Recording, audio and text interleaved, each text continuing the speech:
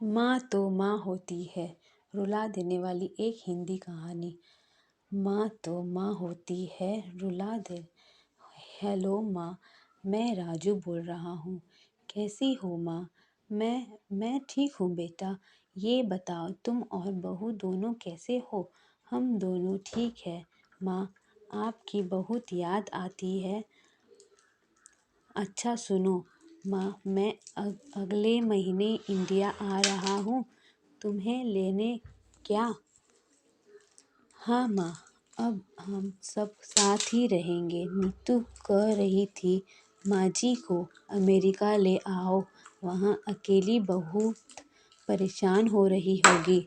Hello, सुन रही हो ना माँ? हाँ हाँ बेटे। बूढ़ी आंखों से खुशी की अश्रुधारा बह निकली। बेटे और बहू का प्यार नस नस में दौड़ने लगा। जीवन के 70 साल गुजर चुकी सावित्री ने जल्दी से अपने पल्लू से आंसू पोंछे और बेटे से बात करने लगी। पूरे 2 साल बाद बेटा घर आ रहा था। बूढ़ी सावित्री ने मोहल्ले भर में दौड़ दौड़ कर ये खबर सबको सुना दी। सभी खुश थे कि चलो बुढ़ापा चैन से बेटे और बहू के साथ गुजर जाएगा। राजू अकेला आया था। उसने कहा कि माँ, हमें जल्दी ही वापस जाना है, इसलिए जो भी रुपया पैसा किसी से लेना है वो लेकर रख लो, और तब तक मैं किसी प्रॉपर्टी डीलर से मकान की बात करता हूँ। मकान? माँ ने पूछा। हाँ माँ, अब ये मकान बेचना पड़ेगा, वरना कौन इसकी देखभाल करेगा। हम सब तो अब अमेरिका में ही रहेंगे। बूढ़ी आंखों ने मकान के कोने कोने को ऐसे निहारा जैसे किसी अबोध बच्चे को सहला रही हो। आनन फानन और औने पौने दाम में राजू ने मकान बेच दिया। सावित्री देवी ने वो जरूरी सामान समेटा जिससे उनको बहुत ज़्यादा लगाव था। राजू टैक्सी मंगवा चुका था। एयरपोर्ट पहुंचकर राजू ने कहा, माँ, तुम यहाँ बैठो, मैं अंदर जाकर सामान ले की जांच और बोर्डिंग और वीज़ा का काम निपटा लेता हूँ। ठीक है बेटा। सावित्री देवी वहीं पास की बेंच पर बैठ गई। काफ़ी समय बीत चुका था।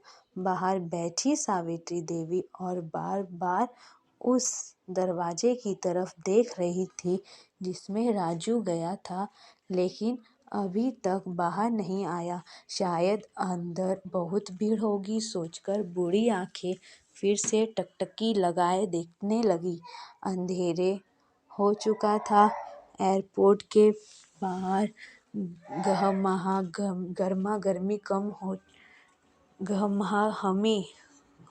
गम हो चुकी थी। माँ जी किस से मिलना है? एक कर्मचारी ने वृद्धा